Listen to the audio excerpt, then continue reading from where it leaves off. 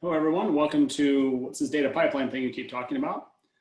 My name is Travis Fell. I got a bunch of fancy acronyms after my name. I am posting a link to the Marine Channel Slack chat for the first quiz that we're going to do in the middle of my presentation. I have lots of long buzzwords that get a little tiresome, so I'm breaking it up with quizzes. So please go to the PCA 25-Green Slack channel and go to the tiny URL quiz that I had posted there to get logged in ahead of time. Alrighty, so I mentioned that part about the Slack channel. Here is a list of our illustrious sponsors. Nobody sponsors like our sponsors sponsor. So props to our sponsors. Today we're going to start off with the sad tale of Bobby in the corner. Bobby started out as a bright, fresh-faced junior financial analyst. Good with numbers and a quick learner, he was always helpful, and he was the perfect hire for a growing new company. From his corner cube, Bobby quickly mastered his core duties and took on other projects to make the department more efficient. He created spreadsheet macros to save time on common tasks, and he wrote Python scripts to automate regular reports. Word got around that Bobby was a spreadsheet genius. In the break room, a young woman named Lucy from HR even struck up a conversation with Bobby about a staffing trends dashboard he had developed. It was the first time in his life that a non-related female struck up a conversation with him. Yet seeds of anxiety began to sprout in our young hero's mind. His scripts, upon which the finance department now depended, were mysteriously breaking. Then a data source unexpectedly changed format and key values. He's able to fix these problems over a weekend, but his teammates were beginning to see cracks in his facade. Coworkers, envious of his earlier success, whispered concerns about bad data quality. It was hard to refute these accusations, since Bobby never considered data quality in his script development. When Bobby tried to talk to Lucy in the break room, she tersely walked past him, mumbling, "Such poor data lineage. I just can't even." The sad tale of Bobby in the corner illustrates some of the common problems with data analytics that we're going to explore today. Behind the glitzy buzzwords of artificial intelligence and machine learning lies the little understood world of data management. This presentation is meant to help product managers break open the black box of data management, demystify buzzwords, have intelligent conversations with data people, and lead the development of valuable product analytics and data products. So everyone gets all excited about the amazing things we can do with data analytics. But few people think about what happens behind the scenes to bring analytics to life. It all starts with data infrastructure. You need a secure and reliable place to store and play with data. The organization also needs a well-conceived data governance culture that imposes order on data, gives it a job, and makes it valuable to the business. Governance, risk, and compliance puts data governance policies in action to protect data and comply with privacy regulations. Data quality includes the tools and practices to ensure that data is timely and reliable. Data stewardship refers to the practice of providing appropriate access to users and helping users understand the data and taking ownership of data quality. Master data management is the consistent and uniform set of identifiers that describe the core entities of a business, including customers, prospects, suppliers, products, employees, etc. Metadata, this literally means data about data. And it helps an organization manage and understand its data and business processes. We have to continually engage customers to understand analytics needs and the vocabulary they use to describe their business. Agile dimensional modeling means iteratively designing tables and columns only as new use cases demand them. Agile data pipelines are data transformation workflows that populate only the new data elements required by a prioritized use case. Whoops. Finally, data value. This refers to the evaluation methodology that quantifies the business costs and benefits of data analytics and justifies an organization's ongoing investment in its data assets. So as you can see, there's a lot going on under the surface of an analytics product. And it is important for you to understand these concepts because data management impacts your life as a product manager. So my goal today is to help you become an even bigger hero than you already are by solving data pain points and creating more valuable products. No one ever thinks about data management until it is too late. Few people understand it. Fewer people do it right. It always takes longer than you think. And if you do it wrong, it can kill your product or your business. It is necessary for data-driven product management. So data-driven insights is a popular buzzword on product manager job descriptions. The top tech companies in the world use data to run A/B tests, craft OKRs, and analyze the customer journey on the way to building products that people love. Data can provide valuable product enhancements. A study by Smart Data Collective found that one company saw a 43% increase in productivity by trading spreadsheets for embedded analytics. So as a product manager, your job is to maximize the value of your products, and data can be one source of value. You could end up managing data products. The data product manager role is a thing. This position does all the same things as a normal software product manager, but is more skilled and conversant in data science and data management. So product managers in this role not only dive deep into the data, but they also have to have a keen sense about how the data is moving from point A to point B. And to do all of the above, you need to have intelligent conversations with data people. So knowing the concepts behind data management will help you speak the language of your data team and zero in on common data management problems. So this slide represents the data management environment of one of my former employers, my first day on the job. It was a healthcare organization, and it used data streams from several health insurance companies for critical business processes. The executive dashboard was a monthly report that had to convert disparate data sources into common calculations. The attribution process applied common business rules to each data source to assign patients to physicians.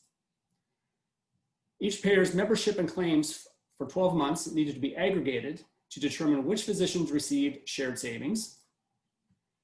All 4 data sources were submitted to a third party to identify opportunities to improve physician performance.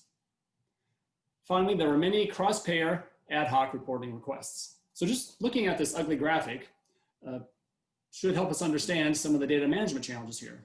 First, there was no single source of truth. Each data source had a different way of defining members and claims, and these varying interpretations needed to be reconciled for each business process.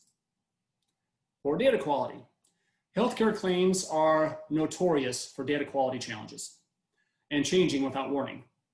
This data source fragility demands rigorous data governance and data quality checks. High tech debt, the duplicative ad hoc nature of this environment led to inefficiencies in how data sources were interpreted and processed. The data processing also required significant manual inspection and remediation. And overall, the lack of vision and data governance proved to be a limiting factor for this business. The solution was a unified, consistent data management environment that converts all these raw data sources into a common format. A helpful metaphor for understanding how this could work is a sugar factory. Many parts of the world produce sugarcane, and there are many different species of sugarcane plants. I know these are the right names for them because I looked them up on Wikipedia, so they have to be true. So how do we convert all these different species of sugarcane from different parts of the world into that granulated sugar that we pour in our coffee every morning? Well, we need a sugar factory where the sugarcane can be marshaled, received, weighed, shredded, boiled, clarified, filtrated, evaporated, centrifuged, crystallized, dried, bulk handled, and packaged for such treats as cookies, ice cream, cakes, and my personal favorite, the cookies and cream milkshake from Chick-fil-A. Oh, it's so good. So we'll talk more about how the sugar factory metaphor can lead to some sweet results for your data after our first quiz. So please click on the link I posted to the Zoom chat earlier, or go to this link that I have posted in this slide.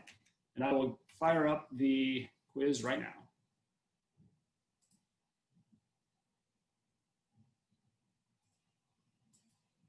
Quiz starting in 3, 2, 1. Question 1, if you were a young financial analyst automating your department's reports, what concepts would you put into action? A, single source of truth. B, data quality. C, data lineage. D, data governance vision. Or E, all of the above. The correct answer is all of the above. Well done. Everyone got that right. Very good, product managers. Next question. If data management was lettuce, what type would it be? A, arugula. B, dandelion greens. C, romaine. D, kale. Or E, iceberg. Think hard, product managers. And the correct answer is iceberg. Well done, data managers. You are listening. Very good. Well, all right, last question this time around. What 1980s hair metal anthem best describes a well-organized data management environment? A, Turn Up the Radio by Autograph. B, Live Wire by Motley Crue. C, Mental Health by Quiet Riot. D, Rock of Ages by Def Leppard. Or E, Sweet Child of Mine by Guns N' Roses. This one's a little tricky, but if you listen to the Sugar Factory slide, you would have gotten it. Very good. The majority have gotten correct answer of Sweet Child of Mine. So where do we go now, fellow product managers? We have tasted the sour fruit of poorly done analytics, and we have sampled the sweet world of data management. Now we'll walk into the Sugar Factory and see how the sugar is really made. On its own, data is wild and unruly. Data governance helps you tame it and make it add value to your business and your products. So what I've shown here is the federated data governance model. In this model, decisions are made at the executive level to ensure a common policy, but enforcement of those policies is delegated to the department level. Every data analytics platform starts with raw data sources. Data from these different sources is pulled into the same analytics platform using the discipline of data extraction. Upon extraction from the data source, it is best practice to classify the data for security, profile the data for data quality issues, and publish new data to an enterprise data catalog. Now, inbound profiling may not sound interesting, but I once uncovered a pretty big business issue using data profiling. A former employer in the healthcare space, my team there profiled inbound membership files for all of our payers. In the 11th month of a plan year, we found that one payer suddenly gave us an unusually high number of high-risk patients. Well, 1 month is not enough time to inflect change for high-risk patients, even though we were accountable for the entire year's worth of spending for those patients. So in this way, that payer could justify not paying us shared savings. My team did more research and found the same issue in several previous plan years. Our program staff had long suspected this payer was engaging in some underhanded dealings. And now with my team's analysis, they have the data to prove it and have an impactful, if awkward, conversation with this payer. So profile that inbound data. All right, next. In addition to storing data, the analytics platform cleanses, transforms, enhances, and distributes data. Like the Sugar Factory transforms different types of sugarcane into sugar, the analytics platform performs data quality checks, cleans the data for processing, and conforms it to an analytical dimensional model. This model is the common format to which all data sources are conformed and is the single source of truth for the data. One of the biggest frustrations for end users is seeing the same metric with different results in 2 different places. And a centralized metric library helps keep metrics consistent. A good analytics platform includes certain other capabilities to help facilitate the flow of data from the source to the analytical model. First is agile data development. So business intelligence, analytics, and data pipelines are a type of software development. Use an agile approach to incrementally process only the data elements you need for a prioritized user story when you need them. Then review progress with customers early and often. This approach should help maximize the amount of work not done and prevent the data lake from turning into a data swamp. ETL, ELT, and data ops. So ETL and ELT is the process of converting a raw data source into a cleansed, validated, and ready to use form. Data transformation is also known as ETL, which stands for extract, transform, and load, or it's sometimes called ELT, extract, load, transform, in the data lake world. Data ops includes the ongoing operation of data transformation workflows after the initial development. DevOps, so like software development, analytics needs DevOps to continually integrate updated data models, transformation workflows, and dashboards into the production environment without disrupting the user experience. Metadata, literally means data about data. I covered that on the iceberg slide. Data quality. Oh, I really, really hate bad data. It sucks. Stakeholder acceptance and use of analytics depends on their trust in the data's quality. So work hard to earn that trust. I was working for a medical software company about 5 or 6 years ago, and I was assigned as an on-site consultant to a major health system. And this health system was the company's first and most influential customer. So when we were reviewing the attributed spending for individual physicians in my company's population health tool, the chief medical informatics officer noticed an odd result. Monthly attributed spending tended to range between $100,000 and $200,000 per month per physician. However, one physician had a slightly higher spending number, $27 million. $27 million. So through some hasty forensic analysis of the data pipeline, feeding the analytics tool, I found one, claims data for several health insurers included claim lines without a physician ID. 2, the physician roster did not have a physician ID for the physician in question. 3, the data pipeline tool interpreted the missing physician IDs as null values for both the claims and the physician data. And then 4, the analytics tool matched the null value on the physician roster to the null values in the claims data and assigned the cumulative spending for all claims missing a physician ID to the physician record without a physician ID. So lessons learned there, product managers. Number 1, remember Murphy's Law when designing data pipelines. Number 2, cutting corners on data quality to quickly deploy analytics is a trap, Admiral Akbar. Don't fall into it. Okay, reference data. This reference data is the standard, rarely changing data sets that classify other data. Examples include zip codes, procedure codes, calendars, etc. Master data management, I think we talked about that on the iceberg slide. Data value, so given the cost involved in building a reliable analytics platform, organizations would be wise to assign a dollar value to data that is relevant to their particular business. So GRC, so with big data comes big security needs. Governments are cracking down on data requirements, and businesses need to thoughtfully secure their data. The access and security layer, this is where GRC policies described above define who gets access to what data. And then as the slide shows, a lot of work goes into building and maintaining a data analytics platform. So once you have curated a data element for one use case, reuse it as many times as you can. Data product managers are uniquely positioned to use data elements curated for one use case for other valuable use cases that help increase revenue, reduce costs, mitigate risk, and increase overall product value. So this slide lays out the concepts of an effective data analytics platform.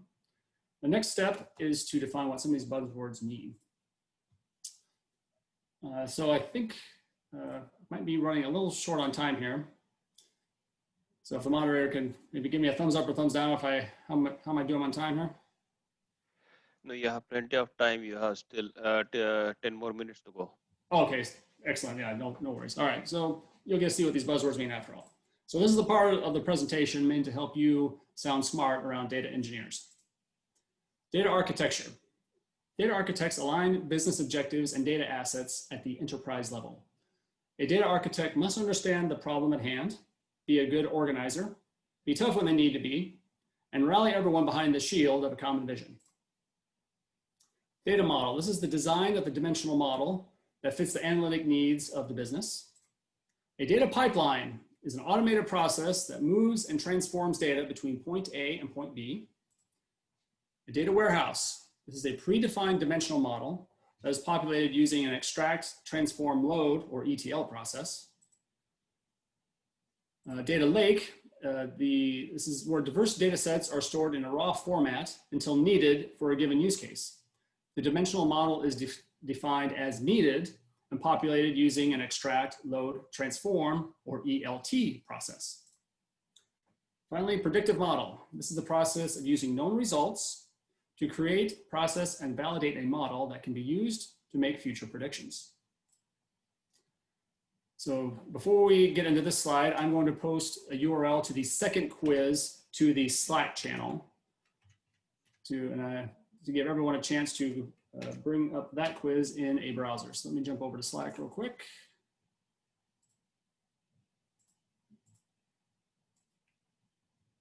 Okay, whoops, hold on. All right, that's now in the green Slack channel. So with your newly minted data management skills, you can increase the value of your software products using data. So here are some specific ways you might do that. First, managing data products. At my former employer, I led a data product team that built a physician attribution engine. This product processed nearly 1 million records per month, reduced attribution cycle time from 60 days to 5 days, and increased the attribution match rate by at least 20%. Now, I don't want to sound like I'm bragging, but those results illustrate that there is significant business value to be had in data products. Embedded analytics. This ranges from dashboards displayed in an application to recommendation engines built into a customer workflow. In either of those cases, embedded analytics can produce significant customer value. A study by Logi Analytics found that 84% of business users report they spend more time in an application that features embedded analytics. And McKinsey Consulting found that Amazon's recommender engine accounted for 35% of its sales. Third, product analytics. So this type of analytics shows companies what their users really do, not just what they say they do. With product analytics, you can see the user journey within your products and analyze MVP results to committing to a full release. As well as conduct A/B tests to understand a feature's efficiency in moving users to the next step in their user journey. So, with your newfound data management skills, go forth and increase the value of your products with data. So to test your mettle with data management, please see the link that I posted to the Slack channel, and we will get going with our second quiz.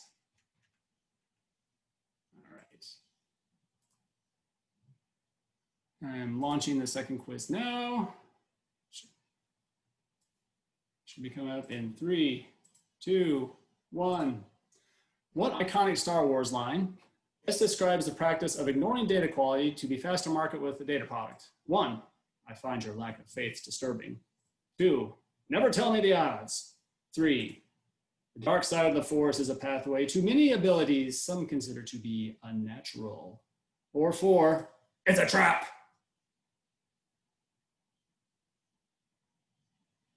Time's up. It's a trap. Question 2, if data architects were an Avengers character, what character would they be? A, Iron Man, the brilliant playboy. B, the Incredible Hulk, the muscle. C, Nick Fury, the organizer and the director of S.H.I.E.L.D. D, Black Widow, the sneaky assassin. Or E, Thanos, the arch villain who can change everything with a snap of his fingers. Travis, 5 minutes time check. The correct answer is Nick Fury of S.H.I.E.L.D. You all listened very well. Last question. If the importance of data management was a one-hit wonder from the 1990s, what song would it be? A, Nothing Compares to You by Sinead O'Connor. B, How Can I Live Without You by Trisha Yearwood. C, Torn by Natalie Imbruglia. D, Jump Around by House of Pain. Or E, Loser by Beck. Time's almost up, product managers. The correct answer is How Can I Live Without You, Data Management. All right, very good, data product managers. Well, that's my presentation. So I think I have a few minutes left here. So I guess we have time for a few questions if anyone's game for it. There are a couple of good questions posted in the Slack channel too. Bill just posted a really interesting one. Okay, let me jump over there real quick. I'll get to many of these as I can here online. If not, I'll answer them on Slack channel. So let's, all right, let me move this around.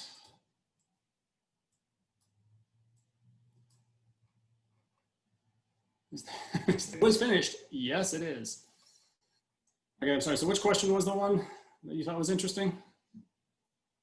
All right, what's the difference between data management and data integrity? Oh, now that is a very good question. Aren't both needed to offer high business data value? That comes from Hector Del Castillo. Hector, thank you for asking that. It is a very insightful question. In my mind, data integrity is a result of good data management. I talked earlier about how we need to work hard to earn the trust of our business stakeholders, earn the trust in the data on the part of our business stakeholders. Another way of describing that would be data integrity. So that whole iceberg slide that I showed you earlier, you have to handle up on all of those things to have a quality data analytics at the end of the process. So I don't think there's a difference between data management and data integrity, but integrity should flow from data management. So that's my view on that. But thank you for asking that question and being interested in data integrity. More people need to have that mindset. Okay, let's see. Larry Keogh asks, hey Travis, curious about assigning dollar value to data. Any suggestions? There's a great book. I'm gonna hold it up for you here if I can find it on my bookshelf, called Infonomics by Douglas Laney. Here it is right here. Highly, highly recommend this book for everyone. Oh, it's disappearing, sorry. But obviously I thought it was really interesting. I dog-eared it. And it lays out a framework for thinking about what is data value, how is it managed, how do you monetize it, how do you measure it, how do you measure the business impact. It's somewhat academic, but very, very valuable for our purposes as product managers when we're actually managing data for business value. So definitely recommend that. Okay, Haley Campbell loves the Star Wars references. Thank you very much. Okay, Bill Kleinbacker, over in the data team world, there's a role called the data engineer. Is the data product manager sounds like that person, right? Not quite. When I was working at Ascension Seton, I was in charge of a data products team, and I functioned as the data product manager. I had data engineers and data architects on my team. That was essentially the Scrum team. So in the software world, the data engineer, that's the software engineer. Data engineering is just a specialized type of software engineering. So in my view, the data product manager should be separate from the data engineer, but that's my view on it. All right, oh, another question here. So in the pre-dawn before Agile, even before Waterfall, the database architects, they enforced a lot of the ills you mentioned. They enforced everyone to use the database management product. Are XDB architects a good source for such a data product manager? Well, the data architect needs to have a good ear for the needs of the business, and they need to be able to think deeply and abstractly about the data culture and the data environment at a given business, what it currently is, as well as what needs to be to meet the needs of the business. So I'm kind of, it just depends on whether the data architect could be a data product manager. I mean, do they have data product manager skill set? Are they going to understand the business? They go to turn that around into actionable requirements for a technology team? You know, are they good at casting a vision, measuring a roadmap? If they are, well, they might make for a good data product manager.